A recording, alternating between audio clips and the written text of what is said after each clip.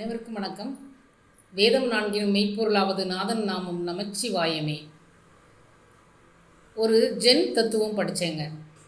எதை பற்றி யோசித்து கொண்டிருக்கிறீர்கள்? எதை பற்றி யோசிக்கக்கூடாதோ அதை பற்றி யோசித்து கொண்டிருக்கிறேன் என்பது ஒரு ஜென் தத்துவம். எனக்கு இதோடைய விளக்கம் நான் இதை எங்கே காண்கிறேன் என்றால், நான் ஜோதிடத்தில் காண்கிறேன். ஏன் தெரியுங்களா? நாம் எதை பற்றி யோசிக்கிறதுக்கு நம்மளாம் ஒன்றுமே இல்லைங்க. இதுக்கு முன்னால் நான் ஜோதிடம் கற்பதற்கு முன்னால் நான் தான் எல்லாம், நான் தான் பெரிய ஆள், நான் தான் திறமசாலி, என்னால் எதையும் முடிக்க முடியும், நான் நினச்சா எல்லாத்தையும் சாதிச்சிருவேன், நான் சுயம்பு மாதிரி, நானே படித்து நானே வந்தேன் அப்படின்லாம் பேசிக்கிட்டு இருந்தவங்க.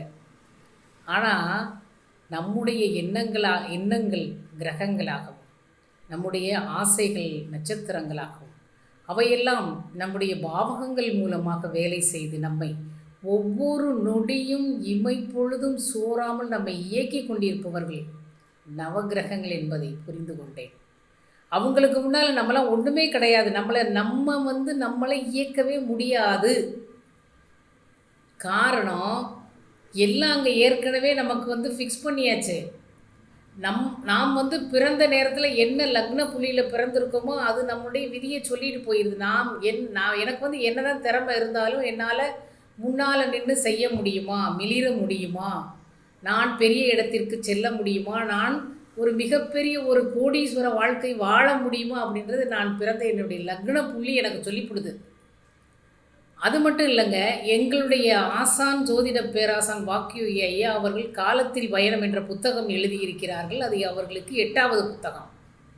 முதல் புத்தகத்தில் எப்படி இருக்கும் என்றால், எல்லாமே அதாவது உங்களுக்கு ஒரு கட்டம் போட்டிருப்பாங்க, கிரகங்கள் அடைக்கப்பட்டிருக்கும், அதற்குரிய அதில் கீழே ஒரு 4-5 சென்டென்ஸாக இருக்குங்க. அது ஜோதிட பலன். அது அந்த ஏஎல்பி அட்சயலக்ன பദ്ധதி விதியை படித்தவர்களுக்கு அதில் என்ன சொல்லியிருக்கிறார்கள், இதனால் தான் இப்படி சொல்லியிருக்கிறார்கள் என்பது புரிய வரும். ஆனால் இந்த காலத்தில் பயணம் என்ற இந்த புத்தகத்தில் ஐயா எதை கிரகங்களை சொல்லலை, நட்சத்திரங்களை சொல்லலை, 108 பாதங்களை சொல்லலை, பாவகங்களை சொல்லலை, காலபுருஷ தத்துவத்தை சொல்லலை. ஆனால் உங்களுக்கு அவைகளை மறைமுகமாக சொல்லியிருக்கிறார்கள். இதில் காலத்தில் பயணம், காலத்தின் பயணம் போடாமல் காலத்தில் பயணம் ஏன் ஐயா போட்டிருக்காங்கன்னெலாம் நிறைய பேர் சொன்னாங்க. நான் இதை எப்படி பார்க்குறேன்னா, காலத்தில் பயணம்னா என்னென்னா, ஜோதிடத்தில் நம்முடைய கிரக அமைப்புப்படி அதன்படி செல்லக்கூடிய பயணம், அதன்படி செல்ல வேண்டிய பயணம் என்பதைத்தான் வலியுறுத்தி ஒவ்வொரு கதை மூலமாக இந்த காலத்தில் பயணம் என்ற புத்தகத்தில் ஐயா அவர்கள் மிக தெளிவாக சொல்லியிருக்கிறார்கள். அதாவது நம்ம வெற்றி பெற்றோன்னு நினச்சிருப்போம், ஆனால் உண்மையான வெற்றி அதுவாக இருக்காது. நம்ம தோல்வி அடைந்தோன்னு நினச்சிருப்போம், ஆனால் அங்கே உண்மையிலே தோல்வி அடைஞ்சிருக்க மாட்டோம். இது என்ன புரியாமல் பேசுகிறீங்கன்னு கேட்குறீங்களா? அதுதாங்க நம்முடைய ஜாதக அமைப்பு. நான் இந்த இடத்தில் மறைந்த நடிகர் திரு ராஜேஷ் அவர்களை குறிப்பிட விரும்புகிறேன். அவர் சொல்லுவார், 42 வயதில் நான் என்னுடைய ஜாதகத்தை பார்த்து விட்டேன், எத்தனையோ ஜோதிட அறிஞர்களை வைத்து அலசி ஆராய்ந்து விட்டு அதற்கு பிறகு நான் எதை பற்றியுமே கவலைப்படுவதே இல்லைங்க. எது நடந்தாலும் அமைதியாக போயிடுறேன். என்னால் ஏன் இவ்வளவு நிதானமாக இருக்க முடியுதுன்னா, அதை நான் படித்து விட்டேன். என்னுடைய வழி எந்த பக்கம் செல்கிறது என்பது எனக்கு தெரிந்து விட்டது. அதனால நான் எதை பற்றி யோசிக்காமல் வாழ்க்கை அதன் போக்கில் போய் கொண்டிருக்கிறது. போக்கில் போனால் இது ஆறோ குளமோ நதியோ கடலோலாம் இல்லைங்க. அதுக்குமே ஒவ்வொரு வழி எப்படி போகணுன்றத தீர்மானங்கள்லாம் இருக்குது. நம்முடைய வாழ்க்கை பயணம் நம்முடைய கட்டத்தின் அடிப்படையில் தான் செல்லும். நீங்கள் விரும்பினாலும் சரி, விரும்பாட்டினாலும் சரி, நீங்கள் நடத்திக்கிட்டாலும் சரி, நடத்தாட்டினாலும் சரி, அது அதனுடைய பயணத்தை, காலத்தில் பயணம் என்பது அந்த ஜோதிடம் தாங்க. நம்முடைய கிரக அமைப்புகள் தான். அவங்க பயணத்தை செஞ்சுக்கிட்டே இருப்பாங்க. ஒரு நொடி பொழுது கூட அவங்க மாற மாட்டாங்க. ஒரு நொடி பொழுது கூட நம்ம அவங்கள விட்டுட்டு நம்ம போகவே முடியாது. நாமெல்லாம் இல்லை. நமக்கு ஒரு வாய்ப்பு என்னென்னா, நம்ம மனசாட்சின்னு ஒன்று சொல்லும் பாருங்களேன், இப்படி செய்யுங்க அப்படி செய்யுங்கன்னு. அந்த இடத்துல நம்முடைய ஆத்ம குருநாதர் பேசுகிறார் என்று நாம் புரிந்து கொள்ள வேண்டும். அந்த இடத்துல நீங்கள் ஒரு செகண்ட் யோசிக்கணுங்க.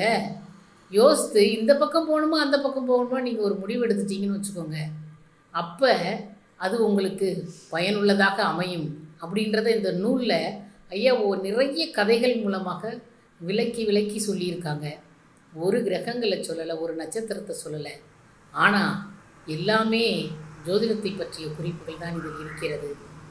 அதை கதைகள் மூலமாக அழகாக தெளிவாக நமக்கு எடுத்து கொடுத்துருக்காங்க. எப்பயுமே வந்து அனுபவங்கள் மூலமாக சொல்லும்போது இன்னும் எளிதாக, விரைவாக அப்படியே பசுமரத்தாணி போல விஷயங்கள் பதியும் என்பதற்காக இந்த கதைகள் மூலமாக சொல்லியிருக்கிறார்கள். அதனால அந்த புத்தகத்தில வந்து நீங்க எல்லாருமே படிக்கணும். அவ்வளோ விஷயங்கள் இதில பொதிந்து கிடக்குங்க. நல்ல வழிகாட்டுதலா இருக்கும். நீங்க ஒரு குழப்பமான மனநிலையில வந்து இந்த புத்தகத்த ஏதாவது ஒரு பக்கத்த படிச்சு பாருங்களேன். அது வந்து உங்களுக்கு பதில் தர்றதா இருக்கும். இந்த மாரி பதில் கிடைக்கிறது பொதுவாவே எல்லாரும் பகவத்கீதைய எடுத்து பார்ப்பாங்க, திருக்குரான எடுத்து பார்ப்பாங்க, பைபிள் எடுத்து பார்ப்பாங்க. அன்றைக்கு அவர்களுடைய மனநிலையில் என்ன தோடி இருக்கிறதோ அதற்குரிய பதில் அதில் கிடைக்கும் என்று சொல்லுவார்கள். அதுதான் வேத புத்தகங்களுடைய மதிப்பு. அதுபோல் தான் இந்த காலத்தில் பயணம் என்ற எங்கள் ஐயாவினுடைய இந்த புத்தகத்தை நான் அப்படித்தான் பார்க்கிறேன். ஏனால் எந்த நேரத்தில் நம்ம வந்து ஒரு மைண்ட் செட்டோட வர்றோம். அத டக்குன்னு எடுத்து பார்த்தோம்னா, நமக்கு நம்முடைய மனதில் அதாவது ஓடிக்கொண்டிருக்கக்கூடிய பிரச்சனைக்கு அதில் ஒரு தீர்வு கிடைக்கும். அப்ப அது வேத புத்தகம் தானங்க. நான் மிகைப்படுத்தி எல்லாம் சொல்லவில்லை. அதில் இருப்பதை சொல்கிறேன். என்னுடைய அனுபவங்களை சொல்கிறேன். நீங்களும் அந்த புத்தகத்தை வாங்கி படித்து பயன்பெற வேண்டும் என்று கேட்டுக்கொள்கிறேன். நன்றி, வணக்கம்.